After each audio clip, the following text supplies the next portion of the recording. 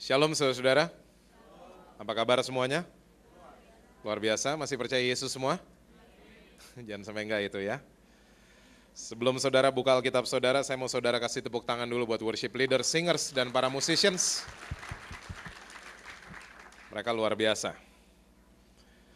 Oke saudara, gak panjang lebar lagi kita langsung buka Alkitab kita bersama dalam kitab Yohanes pasalnya yang ke-10. Yohanes pasal yang ke-10 ayatnya yang ke-10.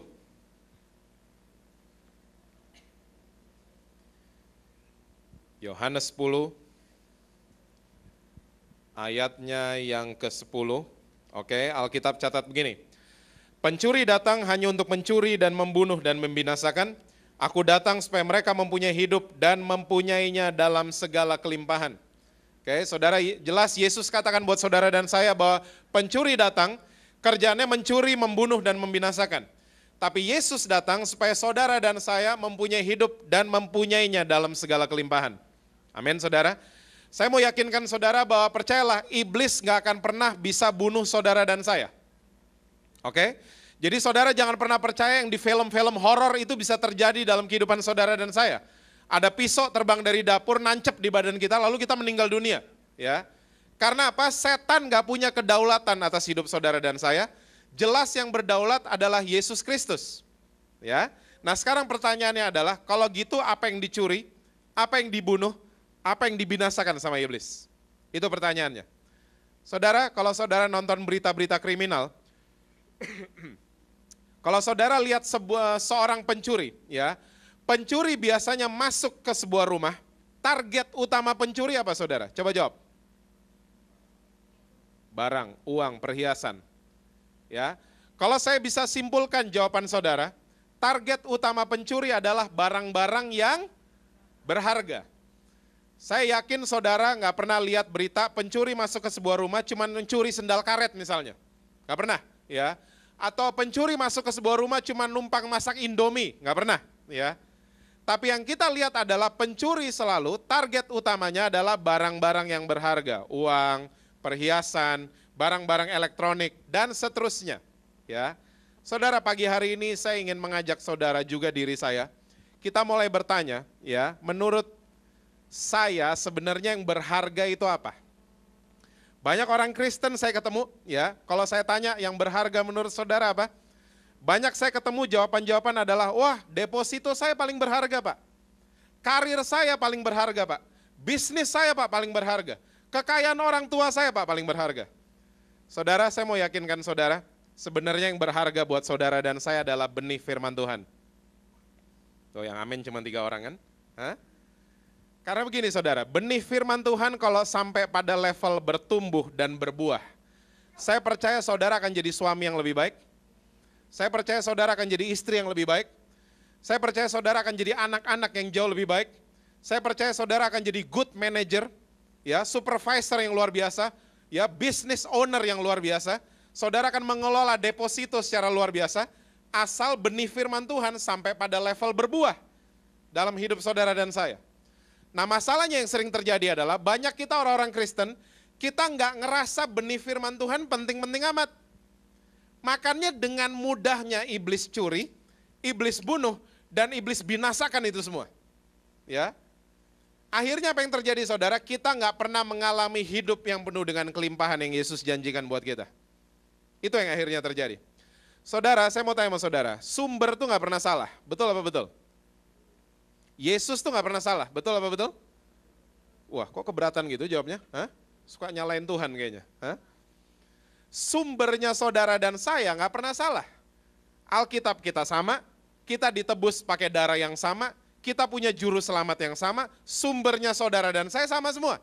Ya, tapi seringkali ya yang membuat berbeda adalah reaksinya manusia. Misalnya saudara ada 2 gelas, ya, saya taruh di depan saya, lalu dua-duanya saya isi air panas, satu lagi air dingin. Lalu dua-duanya saya tuangin kopi kapal api. Lalu saya mulai menawarkan buat saudara di GBI WTC Mangga 2. Ya, saudara akan pilih gelas yang isinya air apa? Coba jawab. Panas. Saudara mau pilih dingin nggak apa-apa juga. Ya, Tapi mayoritas kalau saya bertanya seperti ini, semua akan memilih gelas yang air panas. Saudara, sumbernya sama loh, kopi kapal api. Tapi karena reaksi airnya beda, satu dingin satu panas, akhirnya limpahan yang keluar jadi beda juga. Seringkali masalah kita di situ sebagai manusia. Seringkali kita terlalu dingin sama Tuhan, terlalu cool sama Tuhan. Ya, akhirnya apa yang terjadi? Limpahan yang keluar tidak memberkati kehidupan orang lain. Tapi saya yakin dan percaya saudara, kalau kita panas sama Tuhan, kita hot sama Tuhan, nggak usah banyak ngomong ya, tapi limpahan yang keluar sudah memberkati kehidupan orang banyak. Setuju saudara? Saya ngelihat kekristenan sama persis, bukan mirip, sama persis sama liga sepak bola. Siapa yang senang sepak bola di tempat ini selain saya? 1, 2, 3, 4, cuma 4. Wow. Karena cuma 4 yang senang, saya mau jelasin sedikit soal sepak bola buat saudara. Liga sepak bola di banyak negara biasanya satu klasmen terdiri dari 20 kesebelasan. Ya. Liga Indonesia agak-agak ribet, makanya saya jarang ngikutin Liga Indonesia. Karena ada barat dan timur, ya. Saudara, satu klasmen 20 kesebelasan dan setiap kompetisi akan dimulai 20 kesebelasan punya niat yang sama. Apa niat mereka, saudara? Menang. Tuh tahu, katanya nggak tahu. Hah? Semua pengen menang, waktu baru mau start. Ya. Tapi begini saudara, waktu udah setengah jalan.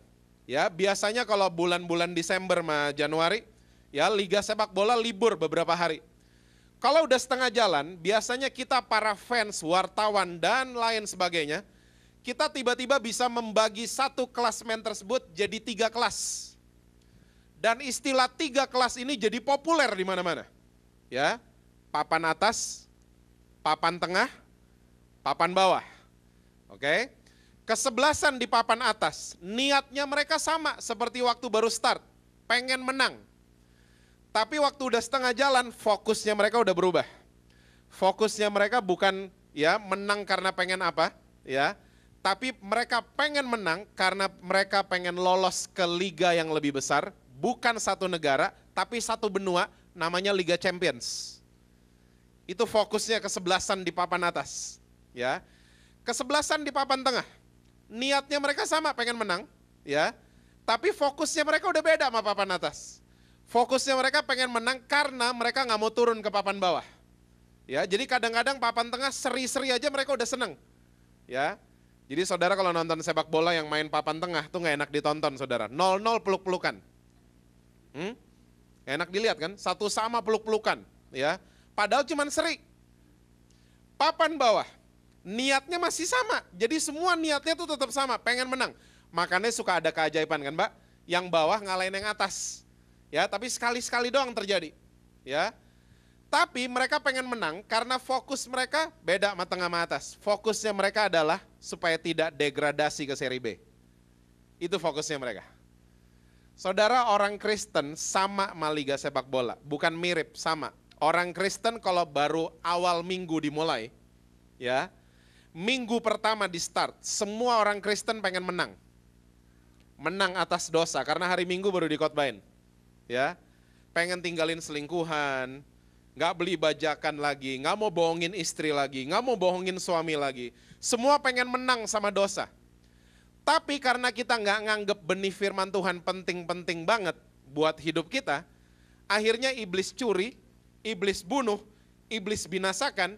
Nggak heran orang Kristen di mana-mana, walaupun sumbernya sama, tapi mentalnya beda-beda.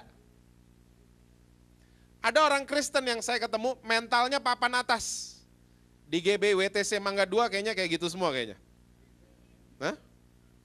Iya kelihatan muka-mukanya kok. Hah? Orang Kristen mentalnya papan atas, banyak saya ketemu. Tantangan, masalah banyak banget datengin mereka, tapi mereka mentalnya juara. Mereka bilang matu masalah kamu gak bisa nguasain saya, karena satu hari saya akan keluar jadi juaranya. Mentalnya papan atas. Lalu ada orang Kristen yang mentalnya udah papan tengah. Seri-seri sama iblis gak apa-apa deh. Iblis hari ini golin saya, besok awas kamu saya golin kamu pasti. Hah? Seri-seri gak apa-apa. Lalu ada orang Kristen yang mentalnya udah papan bawah. Ya, niatnya masih pengen menang, itu dibuktikan dengan sekali-sekali dia muncul di kebaktian. Itu pun udah babak belur ditonjokin sama iblis. Dan kita semua tahu degradasinya kemana, nggak perlu dibahas. Saudara, pagi hari ini, ya, saya akan mulai khotbah saya dengan membahas 2 prinsip dari banyak prinsip yang ada. 2 prinsip saja bagaimana hidup saudara dan saya bisa mencapai kelimpahan apa yang Yesus janjikan. Oke? Kita akan buka sekarang ayatnya yang pertama, Matius pasalnya yang ke-13. Tadi belum khotbah, cuman bangunin saudara saja. Matius 13, ayatnya yang ke-44. Matius 13, ayatnya yang ke-44, ini prinsip yang pertama. Kita mencapai kelimpahan apa yang Yesus janjikan. Matius 13, ayat yang ke-44, Yesus bilang begini. Hal kerajaan sorga itu sumpama harta yang apa saudara? Terpendam di ladang yang ditemukan orang, lalu dipendamkannya lagi. Oleh sebab sukacitanya, pergilah ia menjual seluruh miliknya, lalu membeli ladang itu. Oke, saudara, prinsip yang pertama, saudara dan saya udah sering dengar, ya. Prinsip yang pertama adalah cari kerajaan Allah dan kebenarannya. Yesus jelas bilang di ayat ini, ya, kerajaan sorga seperti harta yang terpendam di ladang, yang ditemukan orang, lalu dipendamkannya lagi. Oleh sebab sukacitanya, dia pergi dan dia jual seluruh miliknya untuk beli ladang itu. Saudara, Yesus gak pernah punya maksud untuk saudara dan saya jual mobil, jual perusahaan, jual rumah, jual motor. Bukan begitu maksudnya ayat ini. Tapi kalau saudara ingin mengalami kerajaan sorga dan menghidupi kebenaran, ya, jual semua yang berhubungan sama kedagingan saudara dan saya. Yang setuju bilang amin. Jual. Kita nggak bisa menikmati kerajaan sorga kalau kita terus kepahitan. Betul apa betul? Makanya semua hal yang berhubungan sama kedagingan harus dijual. Ya, untuk kita ngalamin kerajaan sorga. Untuk kita menikmati kebenaran. Ya, kita nggak bisa menikmati kerajaan sorga kalau kita masih iri hati. Nggak bisa. Ya, semua harus dilepaskan yang berhubungan sama kedagingan kalau kita mau alamin itu semua. Ya, saudara tahu nggak penyakitnya orang Kristen ada 2 di mana-mana. Di sini nggak ada yang berpenyakit tapi di sini nggak ada. Penyakitnya orang Kristen ada 2. Yang pertama, ya, penyakit yang paling terkenal. Orang Kristen kalau belum lihat tambahan, cari kerajaan sorganya getol. Yesus bilang kan, carilah dahulu kerajaan Allah dan kebenarannya, maka semua akan ditambahkan buat kamu. Ya, waktu belum lihat tambahan, cari kerajaan sorga getol maka kebenaran. Wah, kebaktian rajin, kul rajin, baca firman rajin, doa rajin, puasa rajin. Tapi waktu udah dikasih tambahan sama Tuhan, fokus kita berubah. Bukan di kerajaan Allah dan kebenaran, fokusnya ke tambahan. Dan ini penyakitnya orang Kristen tapi di sini nggak ada. Dikasih tabungan lebih sama Tuhan, dikasih karir yang lebih bagus, penjualannya meningkat, tuh tambahan semua kan. Fokus kita malah ke situ. Bukan di hal yang utama. Saudara, kalau beli mobil, ya, saya mau tanya dulu sama saudara. Tambahan tuh bahasa lainnya apa sih saudara? Bonus, ya. Beli mobil dapat payung, payung tuh bonus. Yang dibawa ke bengkel bukan payungnya kan? Mobilnya harus dibawa ke bengkel. Karena payung cuman bonus. Ya. Makanya saudara, semua tambahan-tambahan itu cuman bonus dari Tuhan.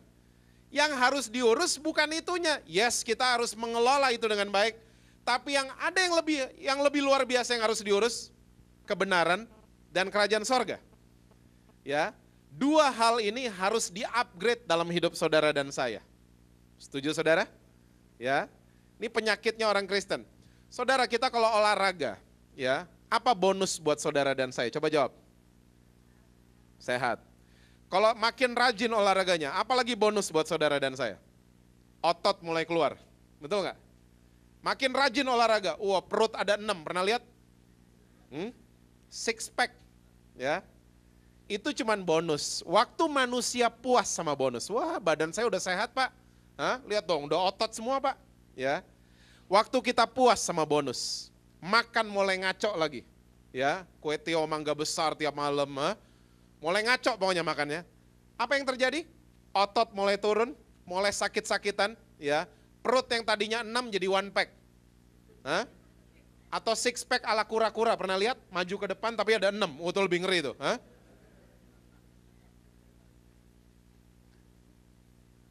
Saudara jangan fokus sama bonus, yang setuju bilang amin. Saudara dan saya kita harus selalu fokus sama kerajaan Allah dan kebenarannya. Ya. Dan saudara, penyakit kedua saudara tahu, banyak orang Kristen mengejar hal yang lagi datang ke mereka seharusnya. Buat apa? Ya. Anak saya lagi mau terbang dari Bali ke Jakarta. Tugas saya ngapain saudara? Coba jawab. Jemput. Jemputnya di mana? Bandara mana? Soekarno-Hatta kan? Bukan Ngurah Rai. Dia lagi datang kok. Hah? Ngapain saya ke sana? Ya. Kalau saya ke sana buang uang, buang waktu, buang energi dan lain sebagainya. Dia lagi datang kok. Ya. Tugas saya adalah mandi, siap-siap, keluar rumah, bayar tol, ya, bayar parkir untuk ketemu anak saya di Bandara Soekarno-Hatta. Yesus udah kasih prinsip hidup, carilah dahulu kerajaan Allah dan kebenarannya, maka semua akan datang. Hah? Tugas saudara dan saya bukan ngejar yang lagi datang. Tugas saudara dan saya adalah menaikkan nilai kerajaan Allah dan kebenarannya. Hah? Mengupgrade nilai kebenaran dalam hidup saudara dan saya, nanti semua datang kok. Semua datang. Ya. Naikin nilai saudara. Saudara pernah lihat 100 US dollar? Atau punya banyak di rumah? Amin dong. Ha? Di bawah bantal banyak pak. Ya. Di bawah tempat tidur banyak. Saudara, 100 US dollar. Desain uang ini tuh enggak banget. Ya, 2 warna kan? Dan warnanya puder, warna hijau sama putih. Dan gambar tengahnya orangnya enggak banget. Hah? Enggak banget. Jelek ini uang, penampilannya jelek. Tapi saya mau tanya sama saudara, kalau saudara ketemu 100 US dollar di tempat sampah, saudara ambil? Coba jawab. Ambil. Maaf ya, kalau saudara ketemu 100 US dollar di tengah kotoran binatang, saudara ambil? Saya ambil. Saya ambil. Saya pakai kaos tangan, saya ambil, saya cuci, beres masalah. Ya. Kenapa kita gitu mas 100 US dollar? Karena 100 US dollar walaupun dia jelek, nilainya tinggi. Makanya dia ada di mana aja, dia diambil orang. Hah? Dia pengen dipergunakan sama orang karena nilainya tinggi. Ya. Makanya saya bingung sama bank-bank di Indonesia, kenapa kalau 100 US dollar lecek, nggak diterima. Saya bingung yang bodoh yang mana. Saya mau tanya sama saudara, saudara masih ingat 20 tahun lalu Bank Indonesia pernah keluarin uang pecahan 100 perak rupiah, bukan 100 ribu. 100 perak uang kertas, masih ingat? Warnanya pink. Wah ini uang penampilannya eye catching loh. Hah? Dandanannya wah ini uang. Tapi kalau saudara ketemu 100 perak di jalanan, ambil? Hah? Kita malah berisik kan kalau ketemu uang 100 perak, berisik. Duit siapa nih? Malah berisik kita. 100 dolar kita nggak mau berisik kan? Kalau perlu nggak ada yang lihat. 100 perak, kita begitu tingkah kita sama 100 perak. Kenapa kita begitu? Karena 100 perak walaupun penampilannya wah, tapi nilainya rendah. Saudara naikkan nilai kerajaan Allah dan kebenarannya, nanti lihat hal-hal yang luar biasa akan kejar saudara dan saya. Setuju saudara? Ya. Misalnya saudara tawarin saya, Pak Jesse, saya di mobil ada batu kerikil 1000 ton. Menurut saudara saya mau beli nggak? Hah? Saya mungkin males kali. Hah? Atau enggak karena kasihan mungkin sama saudara, saya ikutin saudara dan beli harganya murah. Hah? 10.000 mungkin, 1000 ton 10.000 perak. Ya, tapi beda cerita kalau saudara punya batu bara 1000 ton. Lain ceritanya, karena batu bara merupakan harta yang terpendam. Waktu ketemu nilainya luar biasa. Saudara nggak dicari sama saya aja, saudara dicari sama pembeli dari dalam dan luar negeri pasti. Dicari saudara, karena punya batu bara yang banyak. Ya, hal kerajaan sorga seperti harta yang terpendam di ladang, yang ditemukan orang, lalu dipendamkannya lagi. Sama kayak orang ketemu batu bara. Karena senangnya dia jual semuanya, dia beli itu ladang.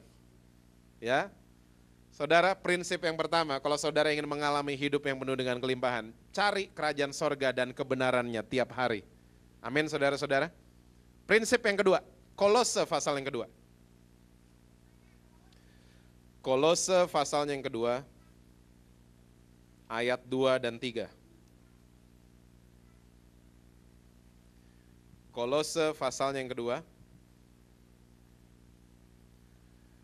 ayatnya yang kedua dan ayatnya yang ketiga.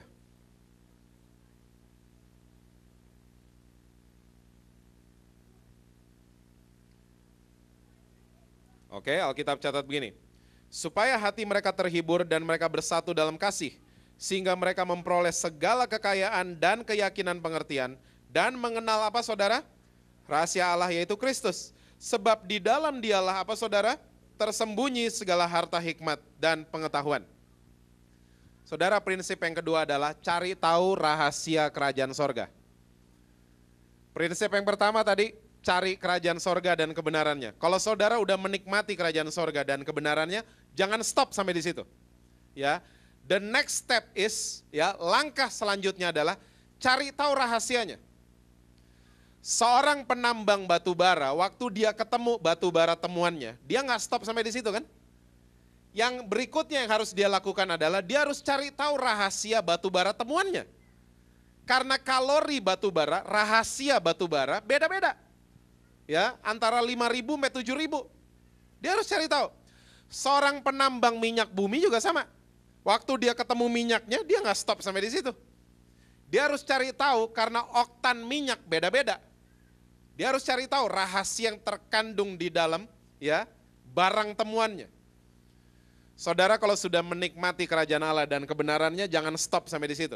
Ya, yang berikutnya adalah cari tahu rahasianya. Makanya di ayat ketiga Paulus bilang di dalam dialah tersembunyi segala apa tadi? Harta hikmat dan pengetahuan. Saya mau tanya sama saudara, siapa di tempat ini yang punya rahasia pribadi? Semua punya pasti. Ya. Pertanyaan berikut. Kita biasanya cerita rahasia pribadi sama siapa? Orang baru kenal? Enggak. Kita cerita rahasia pribadi biasanya sama orang-orang yang dekat sama kita. Dan orang-orang ini bisa Tuhan juga sama, simple banget. Tuhan akan beberin rahasia kerajaan sorga sama anak-anaknya yang dekat sama dia. Dan anak-anak itu bisa dipercaya sama dia. Simple, sama sebenarnya.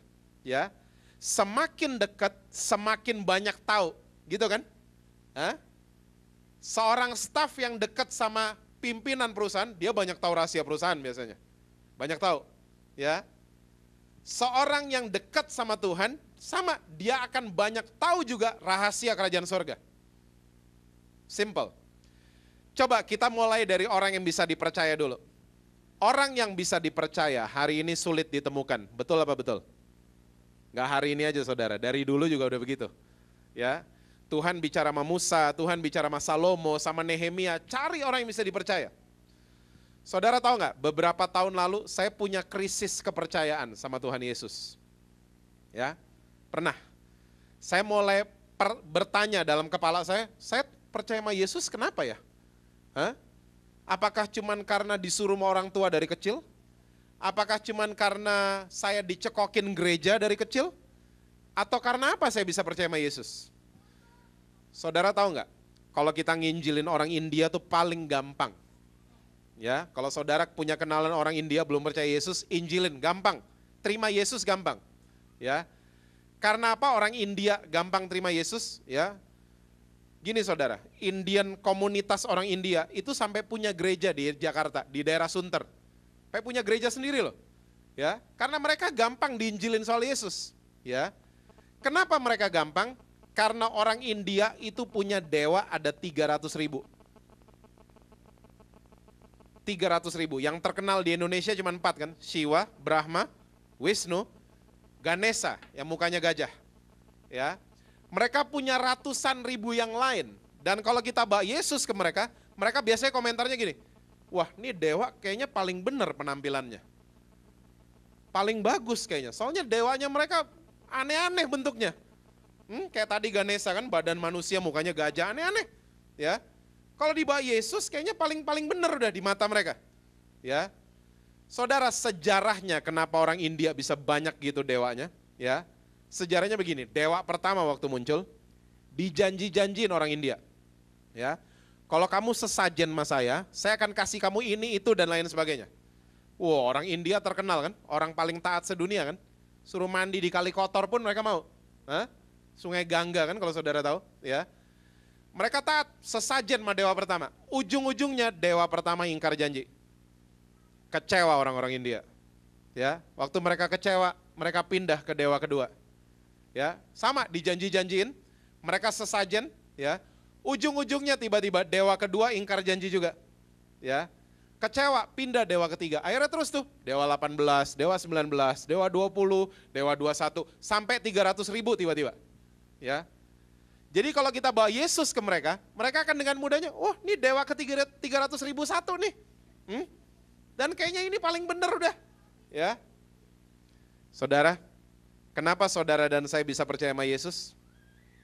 Yang pertama, Yesus bukan dewa, dia Tuhan dan Juru Selamat.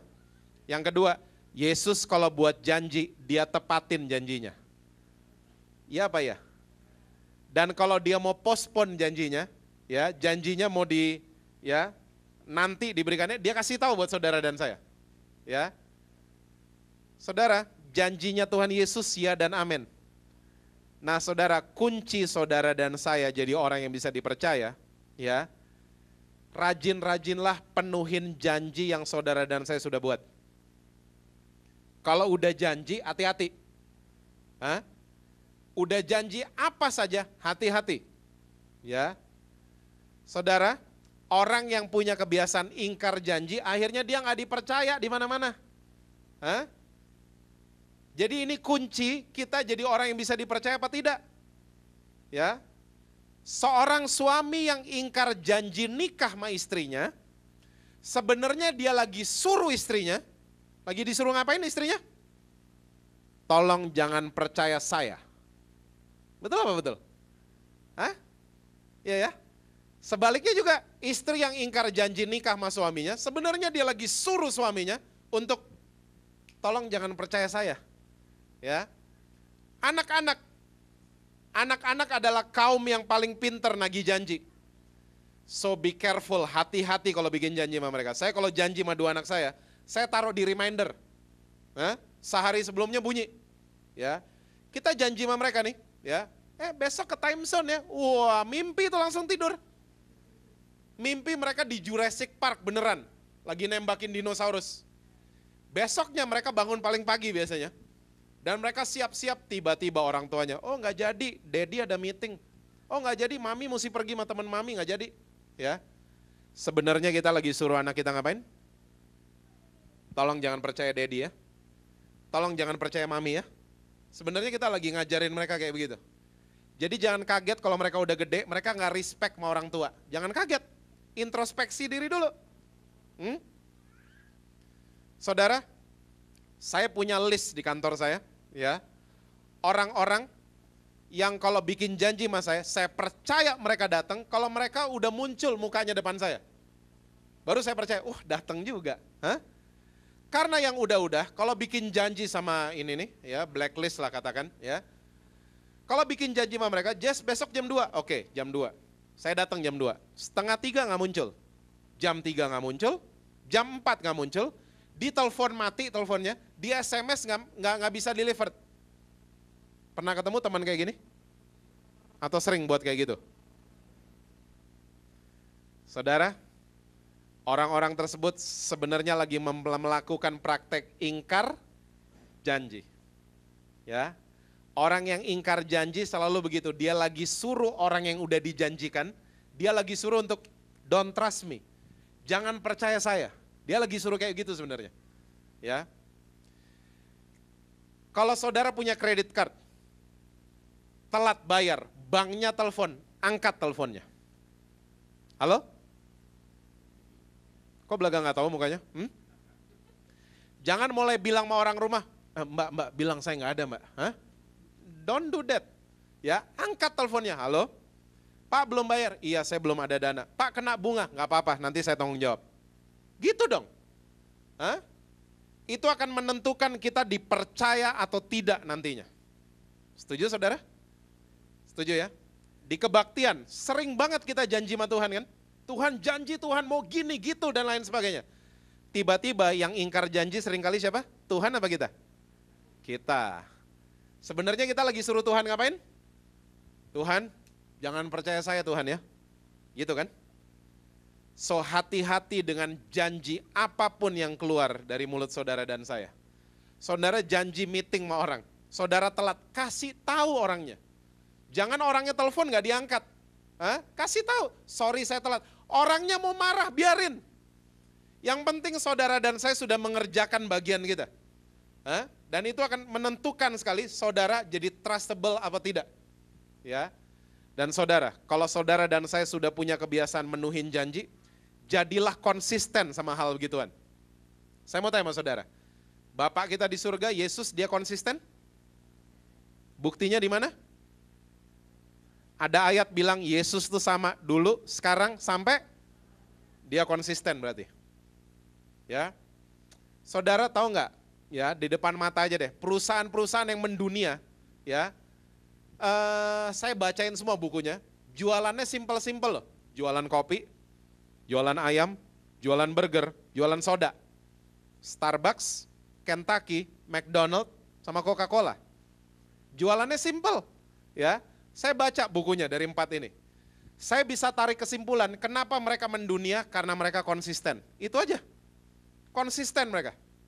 Contoh, pernah minum Coca-Cola di Mangga 2 sama di Pondok Indah beda rasanya? Jangan beli Coca-Cola di Pondok Indah. Kenapa? Rasa susu ultra. Pernah? Nggak ada. Coca-Cola is Coca-Cola udah. Mau di tengah hutan juga Coca-Cola rasanya. Wah Pak, itu kan cairan Pak. Coba Big Mac. Ya. Saudara tahu nggak, karyawan McDonald ya diizinkan membuat Big Mac harus lewatin training 6 bulan. Ya. Pernah ketemu Big Mac rasanya beda? Jangan beli Big Mac di Kelapa Gading. Kenapa? Rasa makanan Padang. Jangan beli di situ. Nggak ada. Mau pindah kota ke Bandung, Big Mac sama rasanya. Mau pindah negara, sama rasanya. Ya. Mereka mendunia karena mereka konsisten. Saudara, saudara dan saya, kita harus like father, like son dong. Like father, like daughter. Kalau bapak kita, dia selalu penuhin janji, saudara dan saya kita harus selalu menuhin janji. Setuju saudara? Kita akan jadi orang-orang yang bisa dipercaya nantinya. Itu yang pertama. Yang kedua, orang-orang yang tahu banyak rahasia adalah orang-orang yang dekat sama Tuhan. Ya. Saudara, banyak buku Kristen yang menafsirkan kedekatan manusia sama Tuhan. Ya. Katanya harus begini, harus begitu dan lain sebagainya. Mungkin semuanya benar, tapi pagi hari ini saya mau make it simple buat saudara-saudara. Ya. Orang yang dekat sama Tuhan, ya, adalah orang yang tahu pikiran dan perasaannya Tuhan. Simple. Ya. Orang yang dekat sama Tuhan sekali lagi adalah orang yang tahu pikiran dan perasaannya Tuhan. Kita tahu pikirannya Tuhan, kenapa saya ditaruh di keluarga A? Kenapa saya ditaruh di keluarga B?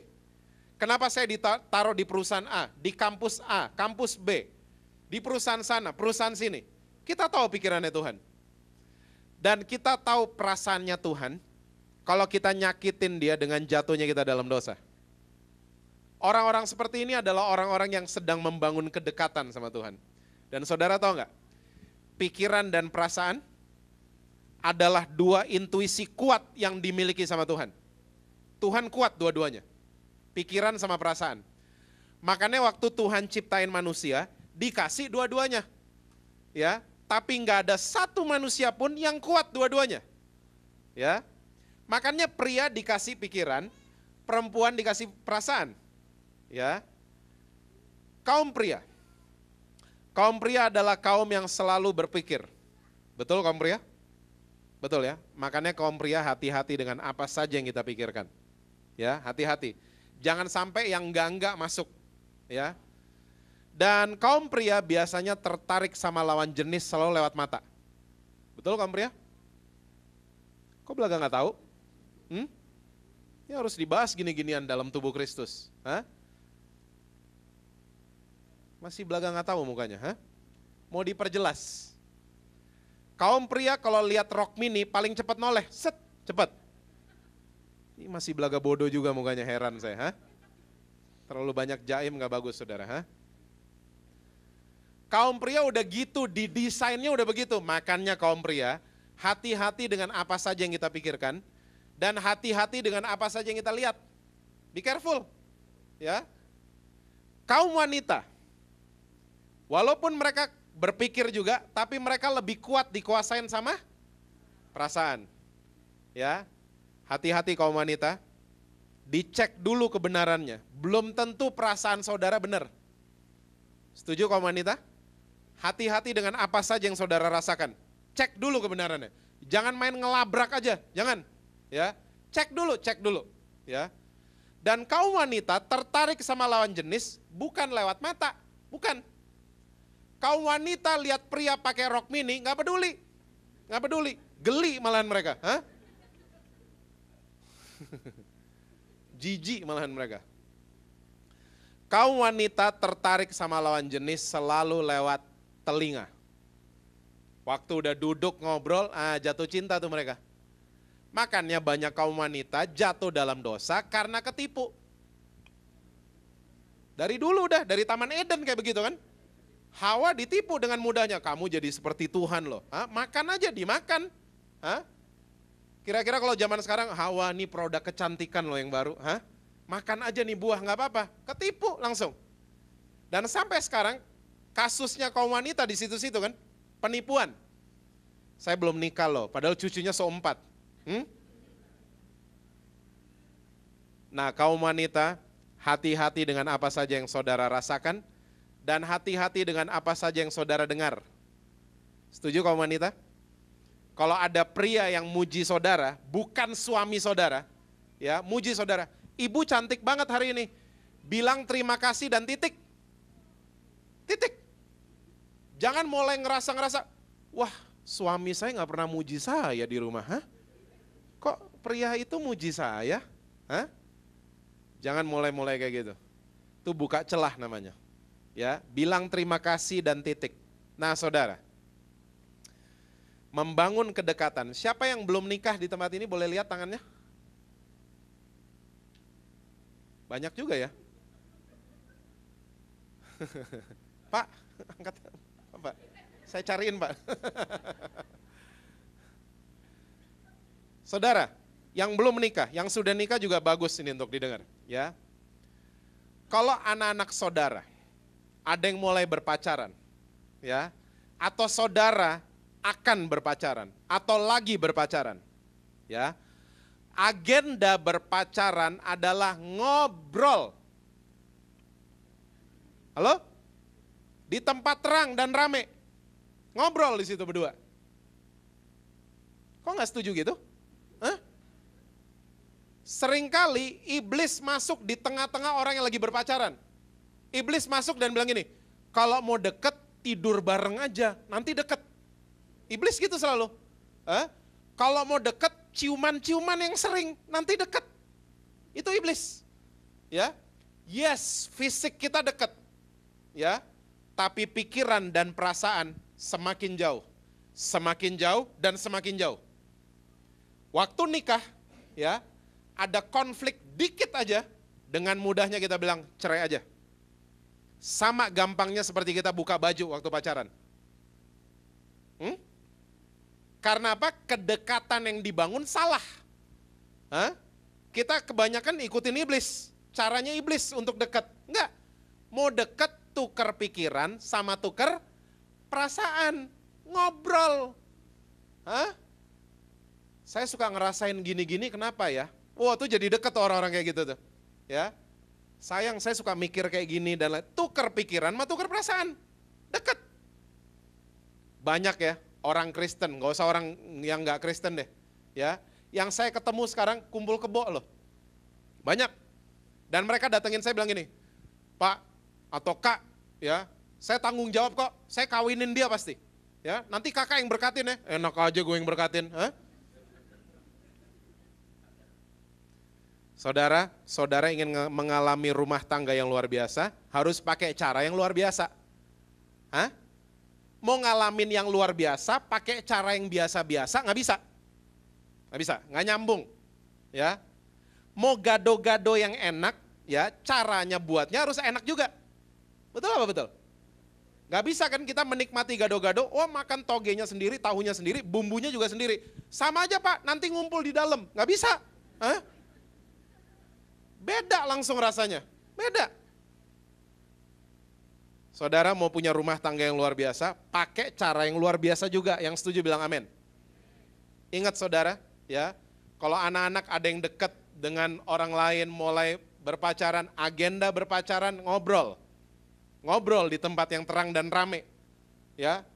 Bukan juga ngobrol di tempat-tempat gelap, itu cari-cari alasan namanya. Saudara tahu nggak, banyak suami, banyak istri, ya, suka datengin saya, dan mereka ngomongnya gini, Pak, saya udah nggak deket Pak sama istri saya. Pak, saya udah nggak deket sama suami saya. Tapi lucunya, mereka masih satu tempat tidur, satu rumah, satu mobil kemana-mana. Kelihatannya deket nggak? Kelihatannya doang kan? Tapi sebenarnya jauh. Pikiran dan perasaannya mereka jauh. Makanya yang sudah menikah, ya, adain waktu untuk pergi berdua dan ngobrol berdua. Adain waktu. Mumpung kita orang Indonesia bisa nitipin anak di mertua. Di luar negeri susah soalnya, ha? Mumpung kita orang Indonesia yang bisa nitipin anak di kakak atau adik kita. Gak ada waktu Pak, adain waktu. Gak ada waktu Pak, adain waktu. Pak saya kurang, adain waktu. Adain waktu. Untuk pergi berdua dan ngobrol. Tukar pikiran sama tukar perasaan. Saudara, setelah 35 tahun, saya baru bisa mengerti mama saya. Kenapa dia kuat di Mangga 2 dari buka sampai tutup. Setelah umur saya 35 tahun ke atas, baru saya ngerti dia. Ternyata dia adalah seorang wanita yang bergerak dengan feeling. Yang kalau lihat barang-barang murah di Mangga 2 seneng. Makannya kuat dari buka sampai tutup. Kita laki nggak gitu kan? Kita laki pakai ini, yang dibeli ini udah pulang. Akhirnya lewat waktu bisa mengerti. Setelah 35 tahun. Ya. Sekarang ada jalan keluar. Mah kalau ke Mangga 2, aku drop aja ya, nanti aku jemput lagi. Dulu enggak, dulu Jesse Lantang turun marah-marah di Mangga 2. Cepet dong, Mah cepet dong, gitu-gitu dulu. Dan banyak suami juga masih kayak gitu sampai hari ini. Belakang nggak tahu lagi mukanya semua, ha? Sama, di mana-mana sama. Saudara, adain waktu untuk ngobrol. Amin, suami istri. Kayaknya keberatan banget ya, ha? Pergi dating berdua, adain waktu. Ya. Saudara, yang saya bilang tadi, banyak suami, banyak istri sudah nggak ngerasa dekat sama pasangannya. Banyak, ya. Maksud saya adalah jangan sampai kita kayak gitu sama Tuhan. That's the point. Rajin kebaktian, yes. Rajin melayani, oh my God, yes. Ya, rajin baca Alkitab, yes. Ya, tapi kita nggak ngerti pikiran dan perasaannya Tuhan. Berarti kita cuman kelihatannya doang deket. Cuman kelihatannya doang deket. Ya, hubungan dengan Tuhan harus dibangun. Tahu pikiran dan perasaannya Tuhan gimana Pak? Ya itu tadi, ngobrol. Bahasa gerejanya doa yang banyak sama Tuhan. Kalau doa komunikasinya dua arah. Jangan Tuhan mau ngomong amin melulu. Tuhan lagi mau ngomong amin, pergi langsung. Gimana sih ini anak? Hah? Saya mau ngomong juga. Hah? Kok gak dikasih waktu? Kasih waktu untuk Tuhan bicara sama saudara. Gimana cara dengarnya suara Tuhan Pak? Biasain. Lama-lama saudara akan tahu itu suara dia. Biasain. Sama kayak handphone kan? Hah? Handphone saudara kalau ringtone-nya dipasang, jalan di mall yang rame, waktu bunyi, yang cuma bisa dengar siapa? Saudara doang. Karena saudara terbiasa sama ringtone seperti itu. Ya, orang-orang lain gak bisa dengar. Ya, cuman kita yang bisa dengar. Handphone bunyi. Padahal lagi rame loh. Tuhan juga sama. Kalau saudara mau kenalin suara Tuhan, biasain dengar suara dia. Biasain. Ya, mesti terbiasa. Orang-orang seperti ini adalah orang-orang yang membangun kedekatan asli sama Tuhan. Karena mereka tahu pikiran dan perasaannya Tuhan. Ya. Dan hubungan seperti ini nggak perlu ada yang lihat. Nggak perlu di depan orang banyak. Ya, cuman saudara dan dia yang tahu. Ya. Amin saudara-saudara. Saya ngerti saudara, membangun hubungan seperti ini, menjalankan prinsip yang tadi kita bahas, nggak mudah. Ya. Cari kerajaan Allah, hidupin kebenaran, ya. Cari rahasia kerajaan sorga dengan jadi orang yang bisa dipercaya dan dekat sama Tuhan, nggak mudah. Apa yang saudara dan saya harus minta tiap hari? Kekuatan dari Tuhan. Minta kekuatan supaya kita bisa mengalami kerajaan sorga, bisa tahu banyak rahasia kerajaan sorga, bisa dekat sama Tuhan, bisa jadi orang yang bisa dipercaya sama Tuhan. Minta kekuatan tiap hari dari Tuhan. Yang setuju bilang amin. Saya percaya saudara, kalau saudara melakukan prinsip-prinsip firman Tuhan, saya percaya dari GBI WTC Mangga 2 akan lahir anak-anak Tuhan yang kelasnya papan atas semuanya. Gak gampang digoyahkan, ya. Kasih tepuk tangan buat Tuhan boleh. Gak gampang digoyahkan, justru kita yang mempengaruhi dunia. Bukan kita yang dipengaruhi, tapi kita yang mempengaruhi dunia. Saya suka sedih loh, ketemu orang Kristen, ya, yang ngerokok, tadinya gak ngerokok, jadi ngerokok. Alasannya cuma karena begini, Pak, saya dikatain banci sama orang-orang, Pak. Makanya saya ngerokok sekarang. Saudara tahu nggak berapa hari lalu, ya, saya lewat Taman Lawang di bawahnya Kuningan, daerah banci-banci, banci-banci pada ngerokok loh. Yang banci yang mana sebenarnya, hah? Tapi seringkali kita terpengaruh duluan kan, ya. Saudara jangan mudah terpengaruh. Justru saudara dan saya diciptakan untuk mempengaruhi dunia. Amin saudara-saudara, ya. Dan saya percaya saudara, sekali lagi kalau kita benar-benar menjalankan prinsip firman Tuhan, hidup yang penuh dengan kelimpahan akan menjadi bagian saudara dan saya. Ya, kita nggak mudah lagi, ya, benih firman Tuhan dicuri, dibunuh dan dibinasakan sama iblis. Tapi benih firman Tuhan itu sampai bertumbuh dan berbuah dalam hidup saudara dan saya. Ya, sampai kita mengalami kelimpahan seperti yang Yesus janjikan. Amin saudara-saudara. Tuhan berkati saudara-saudara semua, ya, selalu sukses dalam karir, harmonis dalam keluarga. Ya, stop beli CD dan DVD bajakan. Tuh kan gak ada yang amin kalau gitu-gitu. Hah? Dan saya percaya rekening bank saudara selalu diisi penuh sama Tuhan. Tuhan berkati saudara-saudara semua, saya minta dengan hormat.